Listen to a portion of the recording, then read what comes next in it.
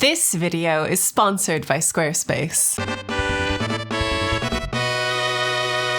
Hello Internet, Taliesin here, and today we are talking cinematics. We are talking the Voidspire raid. We are talking the deaths of major characters. We're talking about Xal'atath's big reveal and the setup for the march on Quel'danas, and more, like probably N'Zoth and stuff, which was maybe unexpected because we are talking about the Voidspire raid ending and everything that happens and everything that it means. This is the best raid ending cinematic in a very long time. There's a lot to unpack, but obviously before we do, the usual disclaimer applies.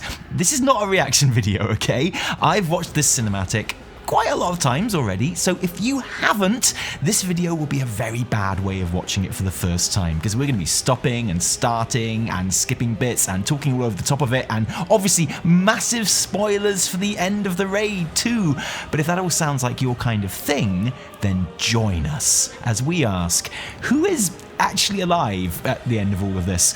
Where did Xal'atath get that big knife from? And celebrate Midnight's very own Argus in the Sky moment as we get all deep and divey with the Voidspire ending cinematic, okay? Go, go, go, go, go, go, go, go. So just the tiniest little bit of setup before we get into the cinematic itself. This is, of course, the climax of the new raid, the Voidspire, one of the 3 new raids in Season 1 of Midnight, or actually 4 if you count the one boss encounter coming in 12.0.7. But this 6th boss encounter is definitely where the main story is to be found this week, leading up to the March of Quel'danas in 2 weeks, where all of this will presumably reach some kind of conclusion. It follows our attack on the Voidspire, where all of Xal'atath's machinations are centered. And honestly, the raid does a pretty good job of capturing a pitched battle at the very beginning as the vanguard of the light fight their way to and through the tower. It's hectic and explodey, and Mountain Fist gets vaporized in the charge to the boss. I repeat, your favorite character who got added in patch 12.0, Commander Karuth Mountain Fist, is dead. He's gone now. Rip Mountain Fist. Don't worry, that's not the major character death I was talking about. And all the while, Xal'atath and Alleria are engaged in a massive trash-talking session like, "Ooh, you gonna get it, Alleria," and "No, you gonna get it, Xali," you know, that sort of thing. This antagonism climaxes after the penultimate fight, the light-blinded vanguard, where Xali seems to make Alleria snap. "Oh, Alleria," she says, "if I'd known you would all simply kill each other, I wouldn't have gone through all this effort." But perhaps I shouldn't be surprised. Not after Taliesin cut open your own son.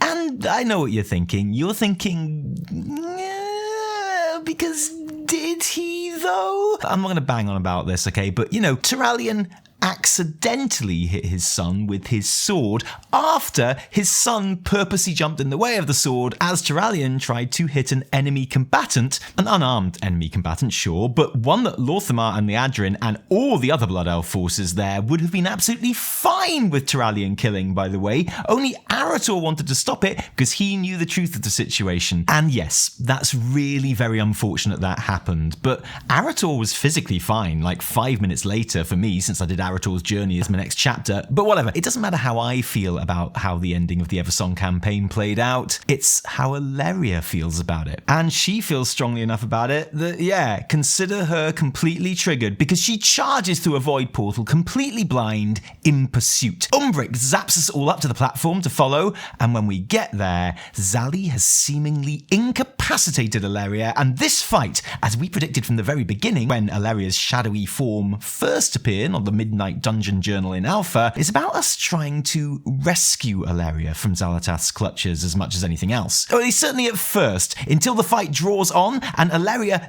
does indeed start to succumb to the dark energies flowing around her. It's a really spectacular looking fight with more than a passing resemblance to the Sylvanas fight in Shadowlands, right down to Alleria's voidy voice lines. I never miss you, Doctor. Unlike in that fight though, are allowed to get Alleria all the way down to 1% health before the encounter is won, and the cinematic plays.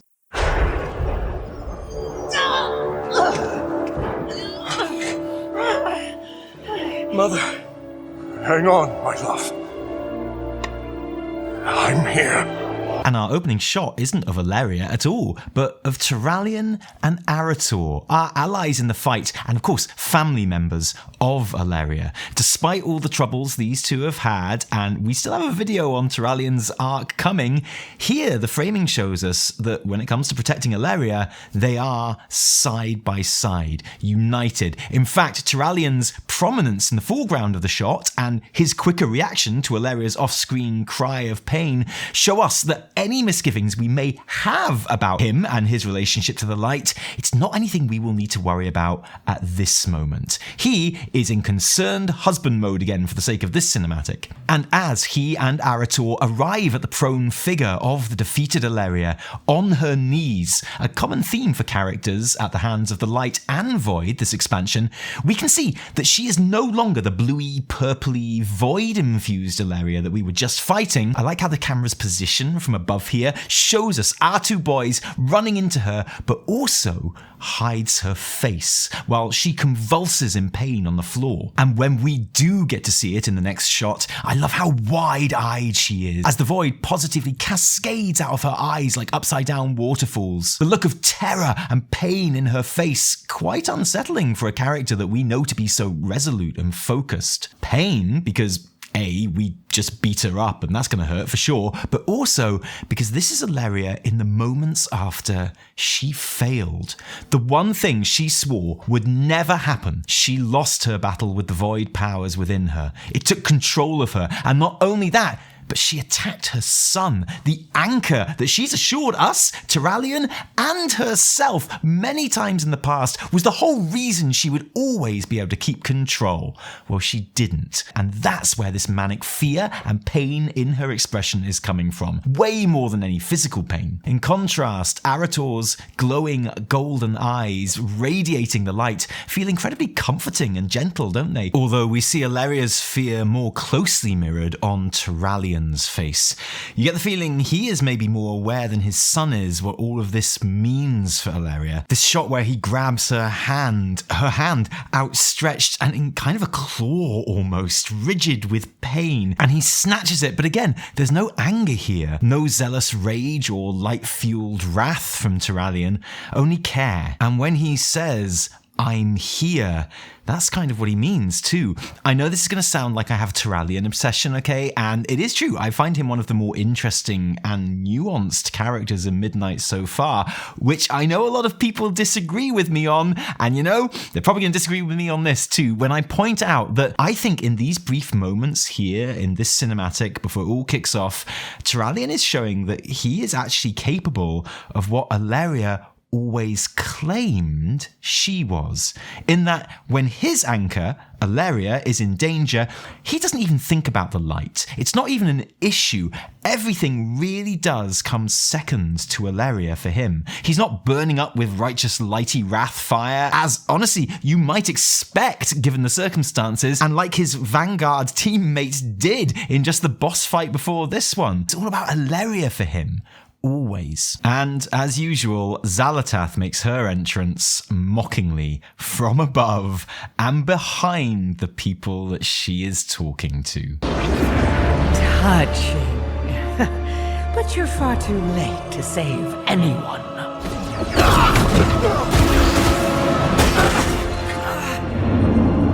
And now, the moment of truth. Because she's just a creepy-ass bint who very much paid attention in high school theatre class about the importance of positioning and levels in communicating status. Our boys turn back to look at her as she dominates the scene, displacing Alleria, taking her place in the tableau almost. And we look up at her too, because this is the moment of her victory over us, but more importantly, Alleria. She has won. This framing is telling us that in no uncertain terms. We just don't know how yet. She effortlessly zaps Turalien and Arator across the space and out of play and descends upon her prey. This is, she promises, the moment of truth. And Alleria tries to bite back with another sassy smackdown comment. I'll die before I serve you. But it's said through a grimace because Xal'atath isn't playing that game anymore. She doesn't need to spar with Alleria anymore. She has her exactly where she wants her, and Alleria knows it. Serve me? Despite all we've been through. As she playfully runs her hand over Alleria's armor, it's like a lion playing nonchalantly with a mouse before devouring it whole. And then a close-up shot of Xal'atath's hand carefully placed on Alleria's shoulder. I think the first moment the two have ever physically touched, but I might be wrong. Correct me in the comments if I am, and correct me too if I'm wrong when I say we've only seen her touch two other people before, Ansarek and Salhadar, both on the shoulder, both as part of her manipulation of them. But there's no manipulation here. This hand we're about to see is to constrain and steady Alleria for what comes next. As the blade of the Black Empire manifests in her other hand, and look, we're going to talk about this all, I promise, but we just have to let it play out, okay? It was never actually you that I required.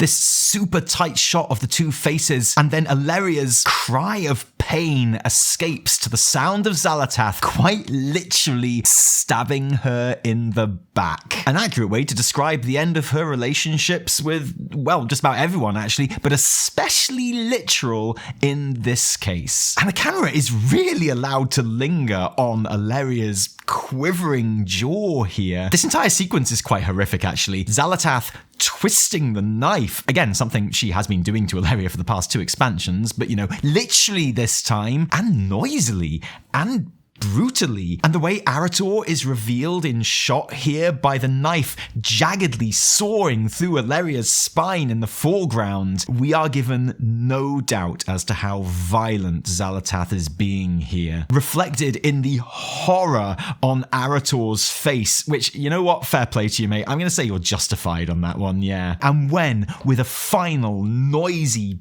bone-grinding flourish, Xal'atath removes the blade, the lifeless, dignityless heaviness of the way that Alleria's body hits the ground tells us, the audience, for certain, yes, she's dead. As Shakespeare puts it so viscerally in Macbeth, Xal'atath hath unseamed her from nave to chop. There is a thick voidy smoke and energy emanating from a wound that must span the whole length of Alleria's torso, just as it flowed from her now lifeless eyes just moments ago. And then...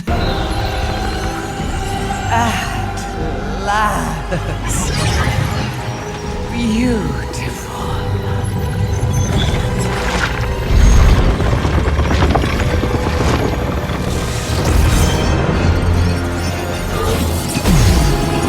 Behold! The pieces of the void Naaru Lura escape from inside Alleria to reform in the sky above the Voidspire. And okay, now we can start to unpack this. Lura is the Dark Naaru who we found with Locust Walker on Argus at the end of the Seat of the Triumvirate dungeon in Legion. A dungeon which, rather handily, is in the Season 1 Mythic Plus rotation for Midnight, which begins next week, just in case you missed it at the time. Although she was already an accomplished and willing student of the Void at this point, to the extent that she had already been imprisoned by Zera, her previous boss in the Thousand Year War, it was consuming Lura here that really took Alleria's voidiness to another level and made everything that's happening now kind of inevitable. I can't quite emphasize enough, we have been waiting for a moment like this for the last 9 years or so. And that's all very well and good, but what I really love about all of this is the context that it gives to Alleria and Xal'atath's relationship, because it's the payoff that we needed, I think. From the very minute Xal'atath was reintroduced in the Dark Heart epilogue quests of The War Within, she has had a major hard-on for Alleria. Alleria was her special little plaything, and the question was always, Why? Is it because she was trying to turn Alleria? To corrupt her? That certainly seemed to be it for a while, and I think the attempt in Azj-Kahet was probably genuine on Xal'atath's part, sure, but Xal'atath didn't seem surprised or put out when it failed. So why goad Alleria into hunting her so intensely? It honestly started to seem like a weakness on Xal'atath's part, one that objectively hindered her own plans when Alleria first damaged the Dark Heart and then accidentally led the Shadowguard ethereals to it so they could snatch it from under Xali's nose. I was beginning to think that she just hated Alleria because Blizz wanted a fun dynamic between the two. And if that's all it was, that would have felt a little bit cheap for me. This, though, is excellent. The reveal that this whole time, the reason Xal'atath has been so interested in Alleria specifically is because she wanted the Void Naaru within her. The power of Lura was needed to brute force a way through any defense of the Sunwell and create, in Xali's words, The Darkwell!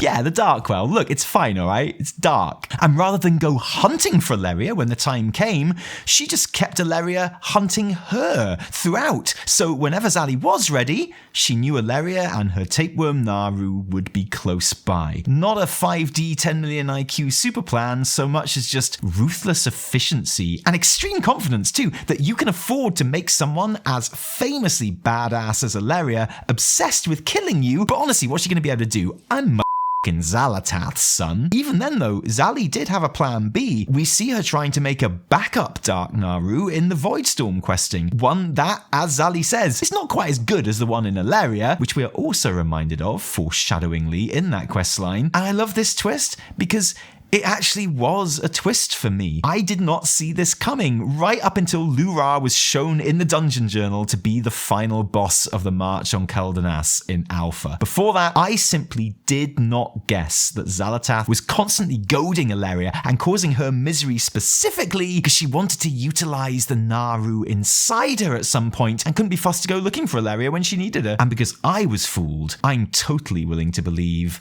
Alleria was fooled too. It's a vicious surprise and brutal in the way that Xal'atath is able to use and discard Alleria in a moment, at the drop of a hat. It would almost be impersonal if Xal'atath didn't insist on making it so very personal. Because don't forget, Xal'atath doesn't have to touch anything. For the last 2.5 years, we've seen she barely needs to raise a finger or an eyebrow to defeat anyone in her path, to toss some of the most powerful figures in lore around the place like they were nothing. She does not have to take this dagger and cut Alleria open by hand. She does it with all the savage and crude sawing and crunching that it entails because she wants to. Almost like Alleria has earned it in some sick way. Oh, and okay, let's talk about the dagger. Hi team, welcome back to today's video and welcome back to Squarespace, who are sponsoring today's video. Thanks guys. You may be wondering why I'm wearing this hat. Is it because I haven't washed my hair since Midnight launched? Maybe yes. Is it also because I designed and produced this magnificent product all with the help of Squarespace? Definitely yes. One of my favorite things about the Printful integration on Squarespace is that you can produce and send yourself product samples before making your glorious product available to everyone. They come with a handy 20% discount too, which doesn't hurt. Making this design was super simple because I'd already used it on a t-shirt and saved it as a product template. From there, I could go in, swap the printing for some nifty embroidery, change the colors, and customize it to my heart's desire in true Squarespace fashion. And as ever, one of my favorite features is the automatically generated mock-ups, importantly featuring real people and real products, but with my nifty design already on them. For things like embroidery, it even renders that realistically for you, so you have a sense of what your item will be like before it even reaches you. All that's left is to publish the listing, or maybe I should just keep this one for me. What do you guys think? Is the world ready for a mid-core dad cap? Let me know, and then if you want to celebrate with 10% off your first Squarespace website or domain, just head to squarespace.com/TaliesinEvitel or use code TaliesinEvitel at checkout. Or if you prefer, you could just click the link in the description below. That's squarespace.com/TaliesinEvitel. Love a good bit of embroidery, I do. The Blade of the Black Empire is, of course, how we first met Xal'atath, if we were Shadow Priest players in Legion. It's where my own love affair with Xal'atath started, and why all of your priest friends in Raid just seem to like Xali way more than anyone else does. She was trapped in the dagger by the old gods. The dagger itself is said to be the claw of an unspecified old god. We released her in BFA to get at N'Zoth, and the last we saw of the blade, Rathian used it to clear the way through the carapace of N'Zoth in Ny'alotha. So how and why does Xal'atath have it? There are lots of possible explanations, the least interesting of which is that it's not really the Blade of the Black Empire at all, but just a manifestation. Xal'atath magicked up a dagger in her hand to open up Alleria. It could have looked like anything, and she made it look like this because she's a mischievous little minx. Very possible, but quite unblizz-like. There is almost certainly some meaning behind the use of this particular blade, but what? Well, ever since it disappeared in Ny'alotha, people have been speculating that perhaps a trace of N'Zoth's being had been stored within it, taken from the carapace, and meaning that when we killed N'Zoth and ended BFA, that actually he wasn't really dead, because we didn't really fight him, because he was really in the dagger. I know what you're thinking. You're thinking, Taliesin, that sounds like cope for a disappointing end to one of the all-time WoW baddies, and perhaps you're right. But then that bit in the lore-walking quest, where we saw Xal'atath reach out to N'Zoth after she was imprisoned in the blade, and him being seemingly open to it. What deal was she offering him there? Many have said, and maybe it's true, that whatever deal it was fulfilled when she was released by him and us in BFA. But maybe there is still a twist in the tale here. Maybe this dagger wasn't just used to release Lura from Alleria, but to transfer N'Zoth into her. Maybe Alleria is planned to be N'Zoth's new avatar. I actually don't love that. Don't forget that Alleria said she felt she had died twice already. And of course that makes you think of the Il'gynoth whisper. At the hour of her third death, she ushers in our coming. And well, this would certainly be her third death. Does that mean the old gods are on their way to Azeroth with Xal'atath? Okay, how about Alleria's soul was imprisoned in the dagger when Xal'atath used it on her? Like I say, doing all of this by hand is a sign of pure spite, and it wouldn't be hard to imagine Xal'atath taking great pleasure in keeping Alleria's soul in the dagger that she'd spent thousands of years cooped up inside herself. Whatever the future may hold for the Blade of the Black Empire, though, and I know none of what I've said actually answers the question of where Xal'atath got it from, but still, back to the present. At last. Beautiful.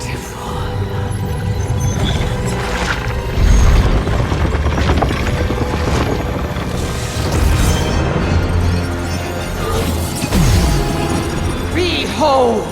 I love the mechanical creaking of Lura as she reforms in the sky here. It really does make the Naaru feel like a construct, a vessel for the light rather than a true living thing. Xal'atath describes it as beautiful, and honestly, it kind of is. The way it's presented isn't the dead, empty void darkness that we usually see from a fallen Naaru, but almost astral, thrumming with cosmic energy and raining starlight down onto the platform. And then the reason for this summoning becomes clear. Do you remember the cinematic at the end of Shadowmoon Valley in WoD? Behold! Behold! The dark star falls now upon you. The Darkwell opens! Where pretend Velen sacrifices himself to turn a void Naaru back to the light, and everyone's really sad except any of the players because it's only pretend Velen, so we don't really care. Well, this is interestingly kind of like the mirror opposite of that one. Behold! The Darkwell opens! Lura blasts downwards, destroying the platform and engulfing Xal'atath in the resulting dust cloud. But don't worry about her, she always disappears in the nick of time. That's like her thing. And I love this moment of silence as we see the destruction at the top of the tower from a distance.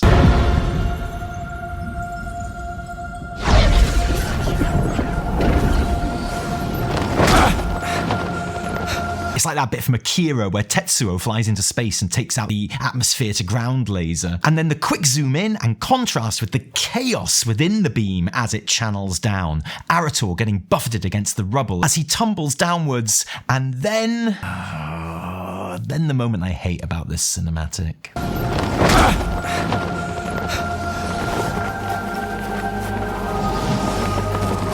Mother!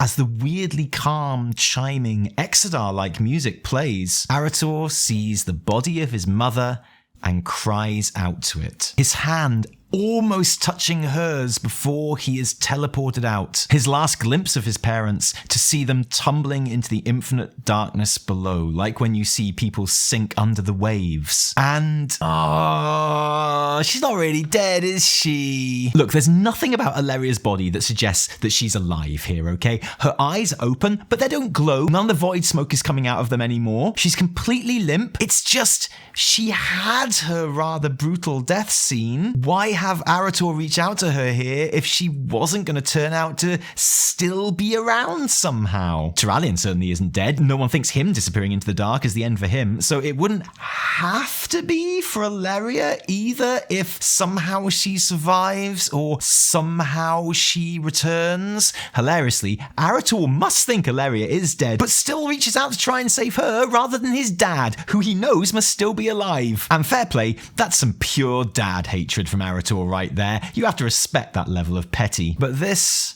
I do not like. When I thought Alleria had just been killed, I was shocked and moved, and also thought that it served the story beautifully. Something of major consequence had happened. Alleria achieved a lot through the last couple of expansions, but ultimately she could not learn the lesson to stop getting totally baited by the sassy void lady, and she paid for it with her life. Nothing against Alleria as a character, obviously, but a major, brutal character death is exactly what the story needed in this moment, and when it looked like that had happened, this was shaping up to be an all-time classic. And then... Mother! This... I don't know. Maybe I'm completely wrong, okay? Maybe this was just an extra poignant moment to really play up the desperation and denial and feelings of loss that Arator must be going through. And if that's the case, yeah, actually it's very touching. But I can't be the only one who's feeling this, right? I can't be the only one who just isn't feeling any dramatic impact from the loss of Alleria, because this moment means I'm always just going to be waiting for her to somehow return, you know? Like, even if she is actually dead and does never return, this moment here ruins that, because it made me expect her to somehow return, and so the moment of her death has been undermined. I mean, come on, Blizz, she's been pretty much cut in half. Let the thousands of years old elf lady die. Unless, and this is the only other scenario I'll accept, okay, her and Taliesin somehow get zapped to another cosmic realm and have to fight another 1,000-year war together,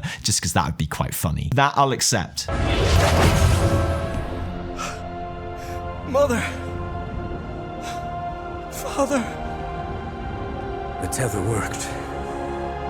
So, with the tragedy of the scene having been diluted somewhat, by now, Arator's reaction is still very moving. It's Umbric's tether that saved him, that we helped set up in Magister's Terrace quests before we went to Voidstorm. I like that that turned out to be important, and, you know, presumably Umbric did save us as well, even though we aren't shown in the cinematic. I'm pretty sure he saved us too. He wouldn't forget about us, would he? Umbric. And as Arator helplessly calls after his mother and father, oh, he's remembered his dad now, and falls to his knees, he resembles Alleria just moments ago, lost in anguish and pain and probably guilt. But unlike in that scene, Umbric doesn't kneel to help Arator. So devastated is he by what he sees above the Sunwell. And the framing of this shot is incredibly reminiscent of that wonderful scene after the Tomb of Sargeras in Legion and the Argus in the Sky reveal, which is 1,000,000% intentional, because this is absolutely Midnight's Argus in the Sky moment. The tether worked, but we've lost them all. We've lost everything. The beam that Lura created has broken through the Vanguard of Light's defenses and engulfed the Sunwell. As you'd expect, this is represented in-game and looks awesome. Also, and I feel I just really want to go on for a second about how amazing Silvermoon feels after the Voidspire. It's dark and eerie. The bombastic city music has been replaced by the same themes, but played in a much more spooky, ethereal way.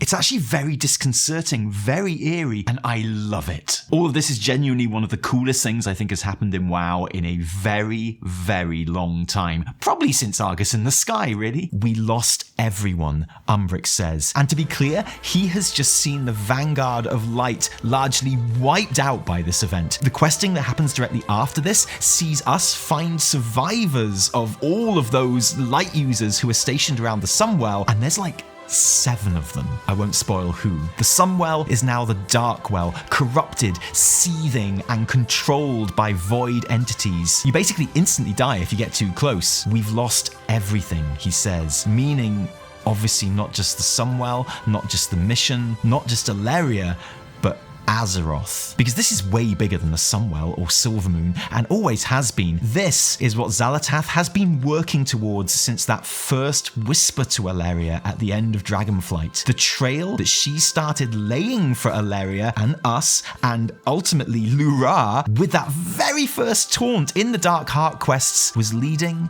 right here, and we failed to stop her. It's honestly the kind of urgency you can only really achieve in the story when you've got another raid to launch in 2 weeks' time, and it feels big, it feels important and desperate, and it probably won't stay feeling that way beyond that final raid, but the dramatic impact here is great. This is great. This is great. This I hate, but okay, fine. All in all, I would probably rate this as one of the best end of raid cinematics in WoW. Certainly for an instance which isn't a final raid. And it sounds weird, but does kind of feel good to lose, doesn't it? But what do you think? What is the fate of Alleria and Taliesin? How does Xal'atath have the Blade of the Black Empire? And what significance does it hold? How effective is this as a raid-ending cinematic for the Voidspire and leading into the March on Quel'danas? Let us know in the comments below, along with any other things you think I've missed or got wrong, because I love a good old lore discussion in the comments. Ooh, yes I do. And thank you for joining us today. If you like this video, don't thank us, thank our patrons, who still give us their actual real life money to make all of our work happen. And patrons, thank you, because without you, there would be a whole lot less Taliesin and Evertel. If you didn't like it, downvote the shit out of it. Remember, my name is Squishy. No, my name is Taliesin. From me and Evertel and Alleria, maybe. Cheerio.